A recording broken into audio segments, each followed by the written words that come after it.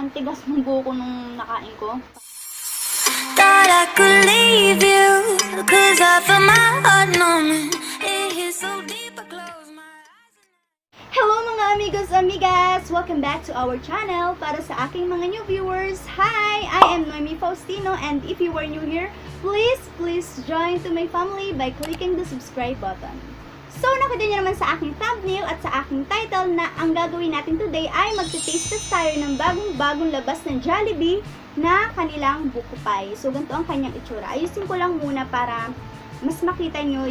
So, ganito nga yung kanyang itsura. Color green siya na may nakasulat lang na buko pie.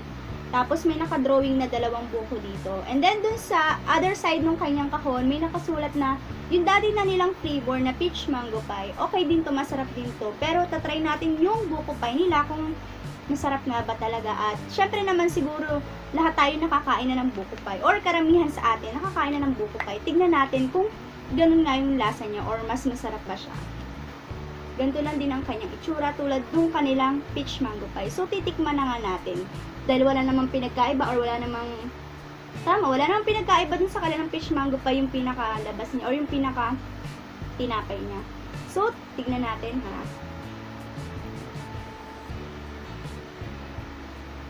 Okay.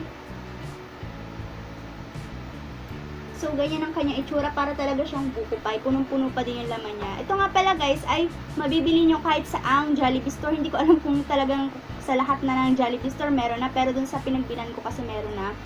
At mabibili nyo sila sa halagang 30 pesos each. At pag bumili kayo ng 3 pieces, 89 pesos yung kanyang price. So, makakatipid kayo ng piso. Pero dalawa lang yung binili ko dahil wala na tayong budget.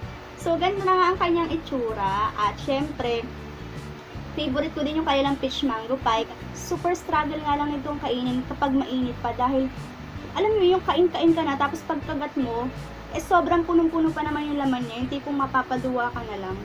So, ayan, tikman na nga natin. Dami kong daldal. Tikman na natin kung masarap. Crispy din. Kanina ko pa ito binili, pero crispy pa din siya. Pero hindi na siya mainit.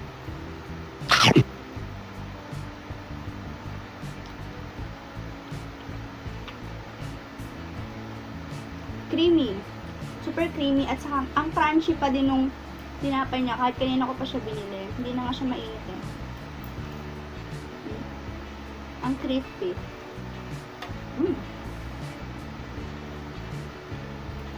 Ang sarap niya, kaso nga lang kasi feeling ko bitin to sa akin isa na to kasi ang liit lang niya pero ang sarap niya, ang creamy niya. Tapos yung buko niya talaga buo-buo na hindi siya masyadong matamis. Hindi siya talaga masyadong matamis. Yung peach mango pie kasi medyo matamis siya. Ito hindi.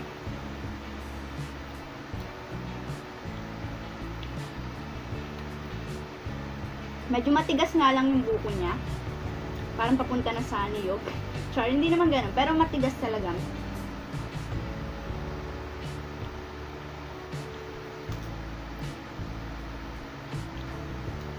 Yun nga lang guys, parang naliliitan lang talaga ako sa kanya sa halagang 30 pesos. Parang ang bitin-bitin, sobrang bitin na talaga. Masarap siya tapos maliit lang siya kaya makakabitin yung 30 pesos mo. Sana nilakihan nila ng konti. Ang sarap niya kahit yung pinakatinapay lang, ang crispy niya.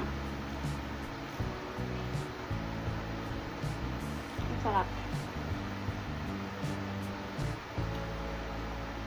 Feeling ko, dun sa may mga kakain nito na malalaking tao, mga siguro mga 2 or 3 kagat lang to, bitin na bitin sa kanila. Kaya, please lang po Jollibee, laki-lakihan nyo naman po ng bahagya. Last bite ko na to.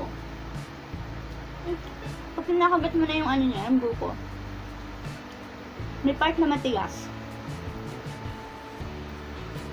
Ang tigas ng buko nung nakain ko, parang may yung iba malambot, yung iba matigas, pero masarap naman. Kung tatanungin niyo ako kung sulit ba yung 30 pesos dito sa buko pie nila, for me, sa price na 30 pesos, hindi sulit yung laki niya kasi nakakabitin guys. Pero Okay lang din naman kasi ang sarap niya. Yun nga lang, medyo matigas yung buko. Yun lang, pero yung timpla, ayos na ayos. Ayoko din kasi ng sobrang tamis. Tapos meron pa akong isa dito. Siguro mamaya ko na lang kakainin dahil isa lang muna kasi ito taste test lang naman natin. Hindi naman tumakbang, di ba? So, yun lang guys. Ang masasabi ko dito sa kanilang buko pie ay sana naman laki-lakihan nila ng bahagya, kahit bahagya lang, para naman sulit yung 30 pesos. Kahit dun sa peach mango pie, favorite ko siya pero hindi ko siya palaging binibili kasi nga ang liit-liit niya. Feeling ko hindi ako mabubusog or hindi sulit yung 30 pesos. Mas marami pa ako mabibili dun sa 30 pesos na yun kaysa dito sa kanila mga pies, diba? So, yun lang guys. That's it for our video. Thank you so much guys for watching. Sana nag-enjoy kayo sa aking video. Kung hindi ka pa nakaka-subscribe sa aking channel, please do subscribe. Idami mo na din pindutin ang bell button katabi ng subscribe para always manonotify ka tuwing may mga ganitong video tayo. Kung nagustuhan mo naman ang aking video, please give it a thumbs up, share, and mag-comment lang kayo sa baba kung may mga katanungan or kung may mga suggestions kayo sa akin. Also, follow me on my Instagram, Noemi Agustin F14. Bye! See you on my next one! Wait, inom muna ako.